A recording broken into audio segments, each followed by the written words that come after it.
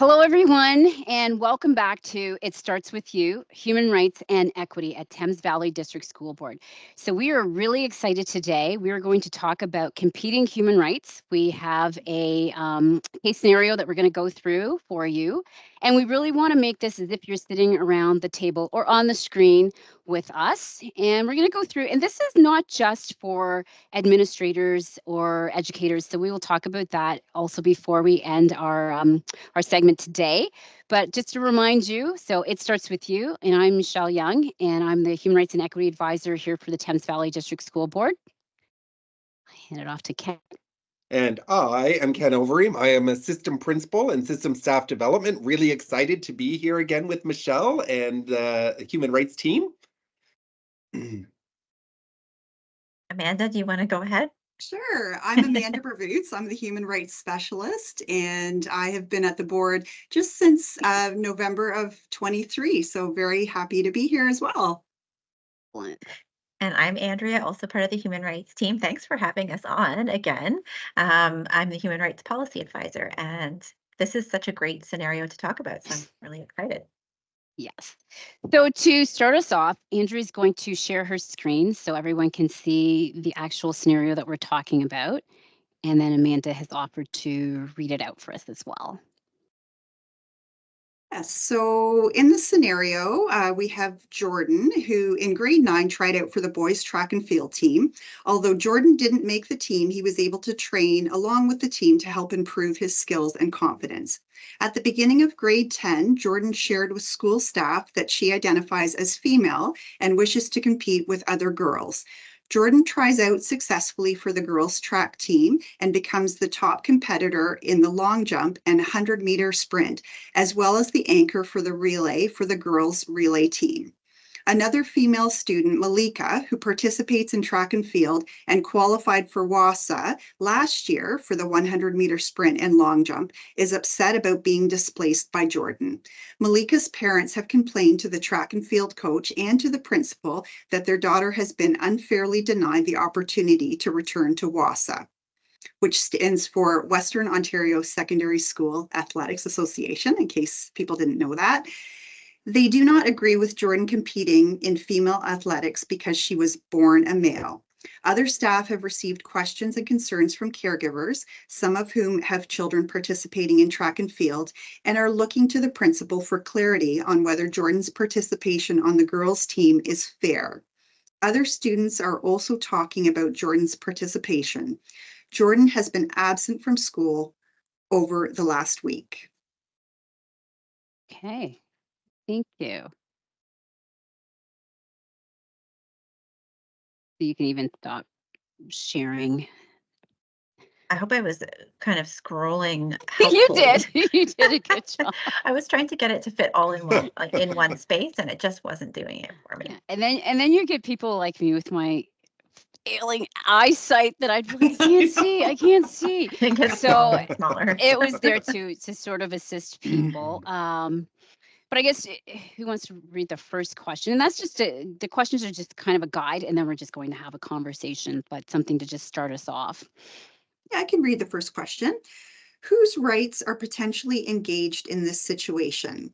How would you describe these rights? Where do the rights come from? Okay. So whose rights are we talking about? So obviously we've got Jordan and I'd say Malika. Malika, yeah.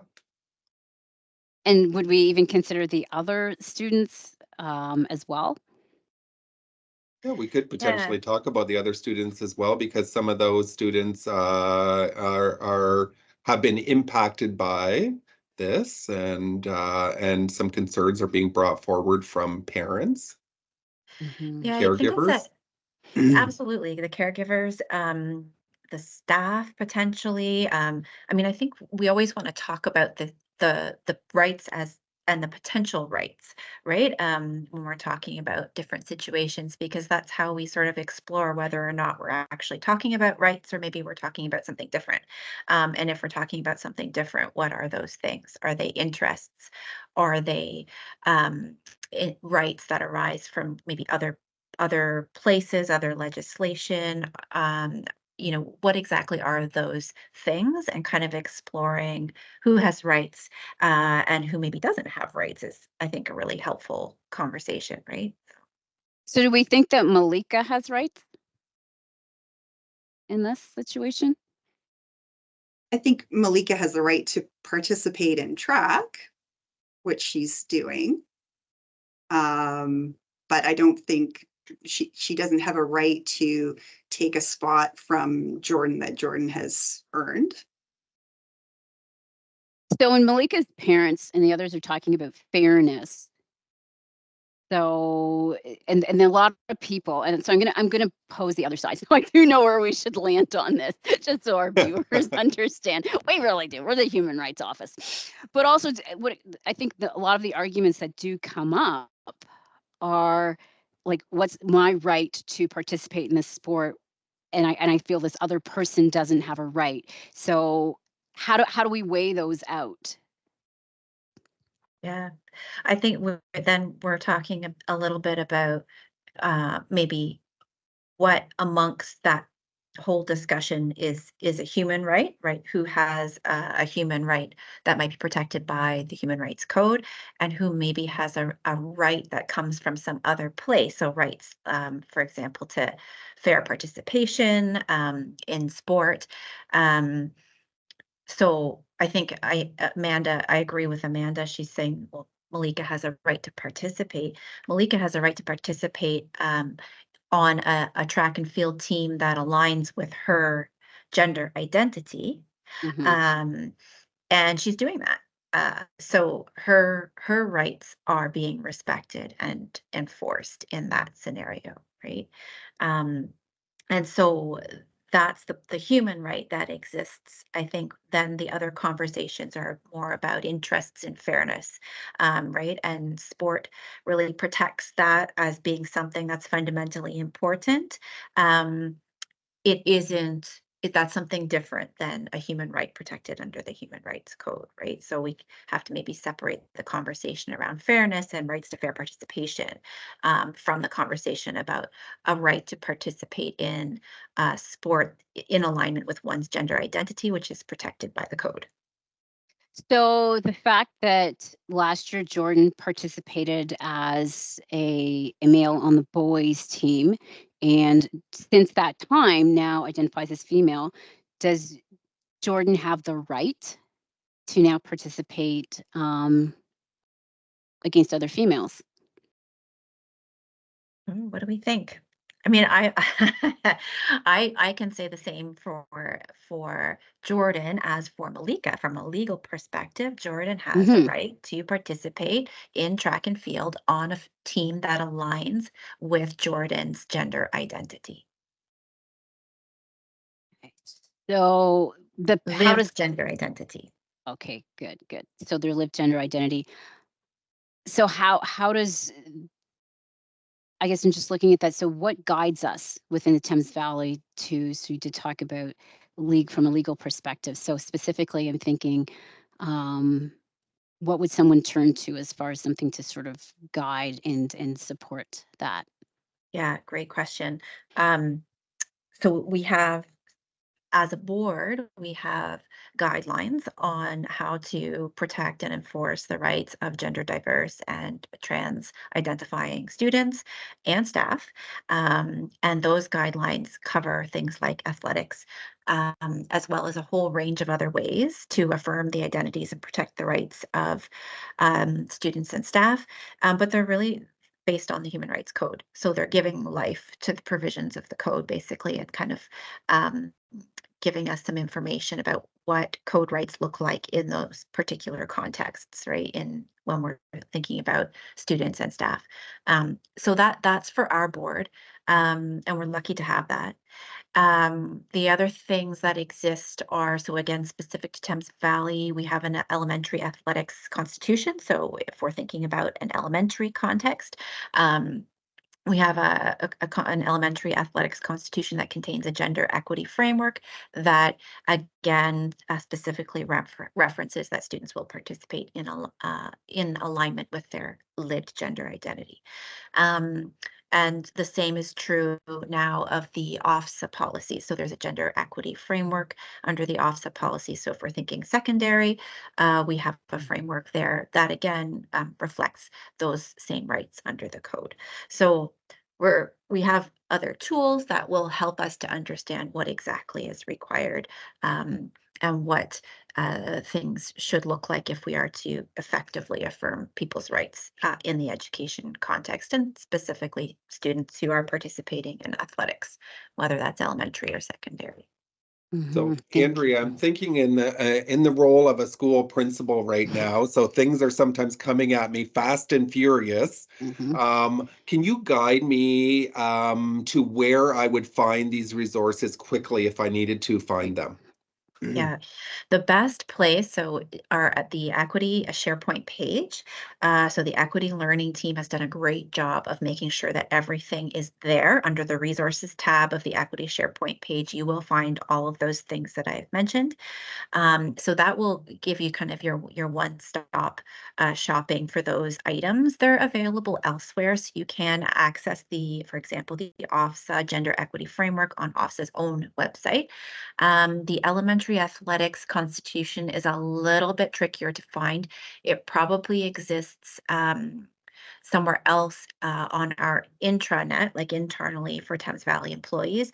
Publicly, I'm not sure. It's not a private document, but I'm not sure exactly the other places that you might find that. It's probably a little less.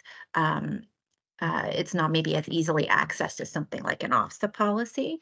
And the guidelines are again on our intranet. Our own guidelines are on our intranet as well as on our public website. So those things are all available. Yeah. So I'm thinking, Ken, so back to the principal role.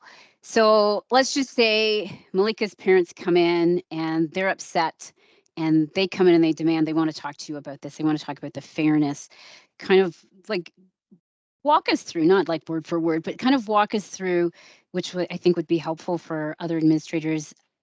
Also just for educators. As to how could that conversation go? I mean, I could even play Malika's parents. Hey, Mr. Overeem, look, my daughter, she was awesome last year, and we're looking at maybe she's going to get a scholarship to go somewhere. And this is really, really messing with the possibility of that happening for her, this unfairness. Yeah, and really we have to go back to the human rights piece of this again. So students have the right to compete as they as they identify. So for Jordan in particular, you have to be careful, first of all, of how much you share, because it is a freedom of information piece that's attached to this as well. So, I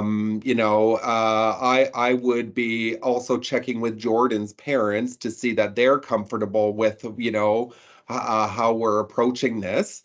And if they're okay with that information being shared. We need to know, first of all, and with Jordan as well, how much does Jordan want shared with, how much is Jordan sharing this with her colleagues and fellow students, but also how much is she comfortable sharing that further.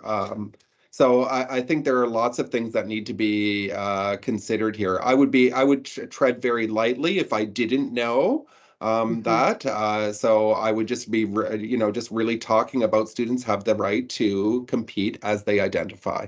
And just reiterating that and not getting into a lot of deep conversation around that. Because sometimes, I have found from my experiences, parents will try to continue to dig to try to get you to say something. So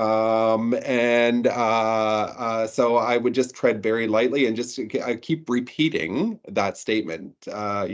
Students have the right to compete as they identify. And I think you're right, as far as the generalizations, that you can just generalize, not speak specifically about their particular situation. And also, depending on, you get a feel for the parent, what is it that they're really wanting? Yes, absolutely. So sometimes some parents might be comfortable when you refer them to the policies and the Human Rights Code, as Andrea did. And I think a lot of it has to do with especially around this topic and a lot of other topics that fall under human rights, is just the people not having the knowledge Yeah. Yeah. and understanding, and sometimes educators being caught off guard. I'm Yeah. thinking about if there's some way that we also share this with anyone who is coaching. I mean, we're talking within the context that we're talking about, it's sort of sports. So someone who's coaching or an advisor too, because sometimes we do have coaches who aren't necessarily employed by Thames Valley. Yes, and then there is an absolutely. advisor attached to that who is with it. So that, because they might be the ones hit with the question. Yeah, yeah, for sure. You know, someone comes onto the track and field, you know, to express their concern and their feeling that things aren't fair.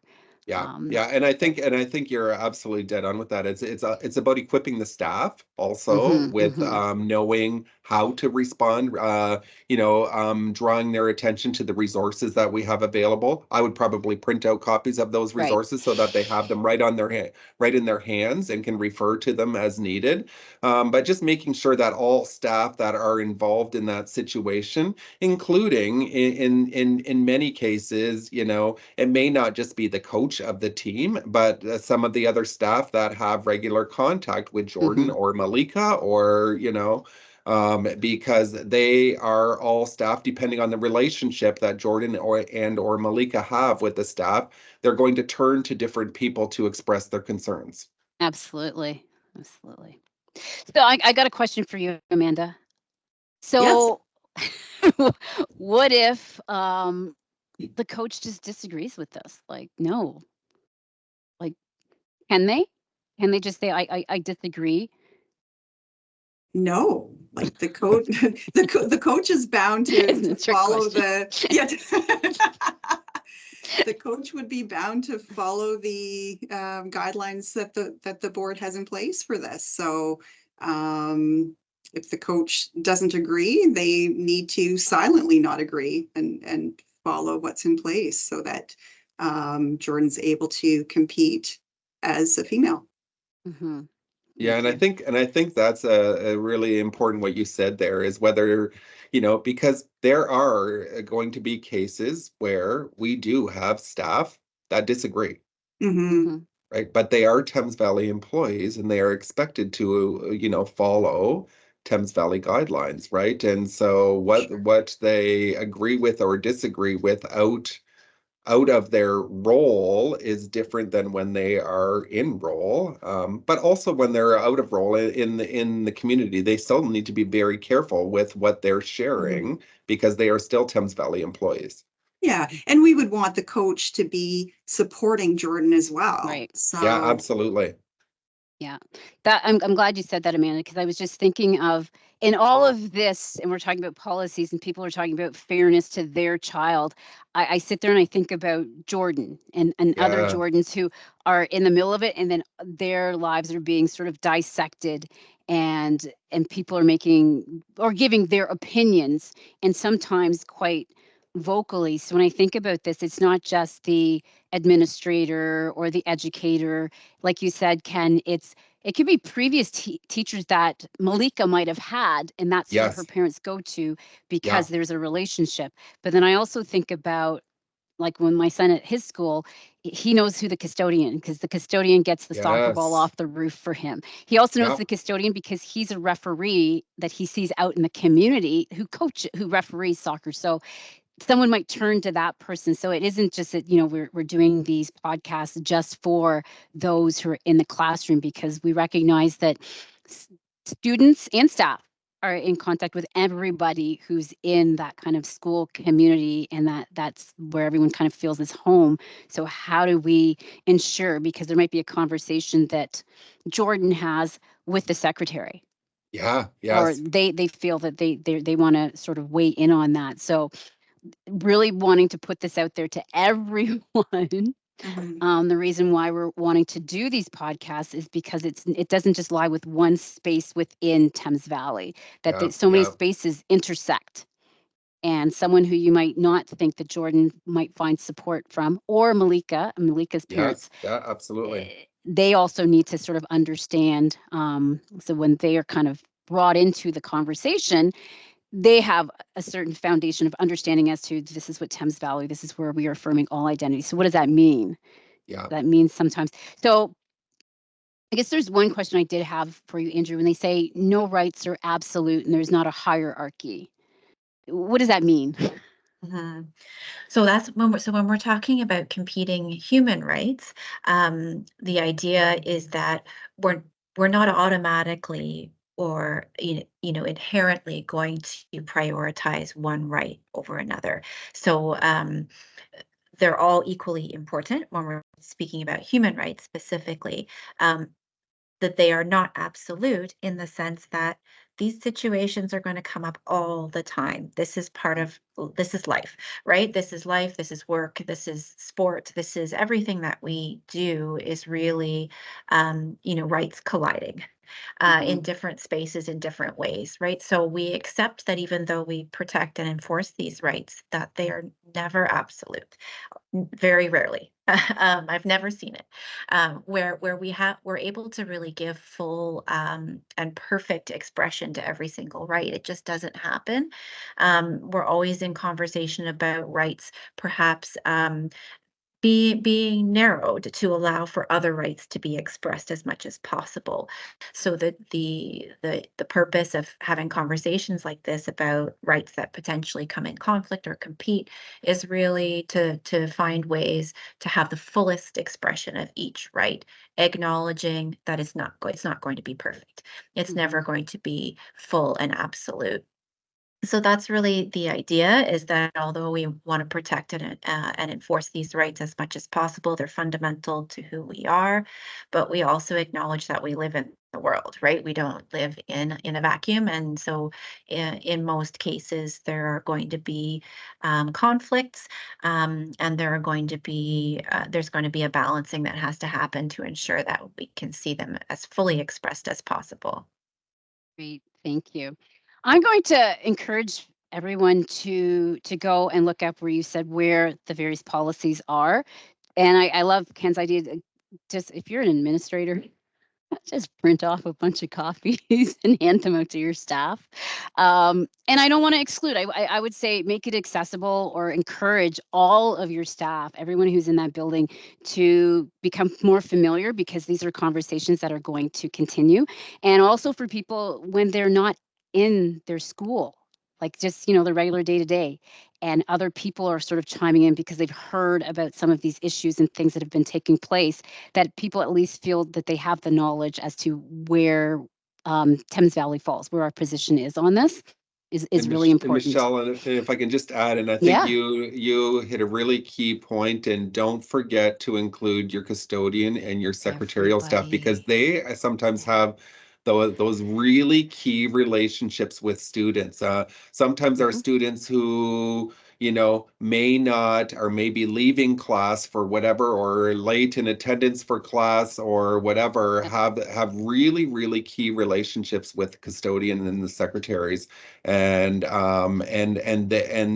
those are their people, right? Yeah. Those are the people that they're going to turn to. And so please include them with when you're sharing with staff, sharing resources with staff, and make sure that your secretaries and custodians are included with that. Thank you for that. Also, we always want to talk about the Ontario Human Rights Commission, so you can go there and find lots of information there. Literally, just go to Google. I love Google. I should have stock in Google, really.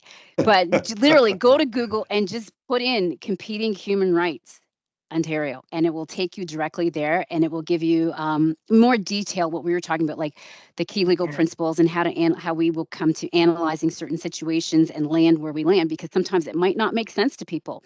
So we're all about sort of educating the masses so that everyone has that information. So we want to thank you for spending time with us today on this particular topic. Also, if there are any issues or things you want us to tackle, or if you're wanting any coaching or support from our office, the Human Rights and Equity Office, the HREO, you can send us an email. You can send us an email to the HREO@tvdsb.ca. Until next time, it starts with you. Thanks, everyone. Thank you, everyone. Bye-bye.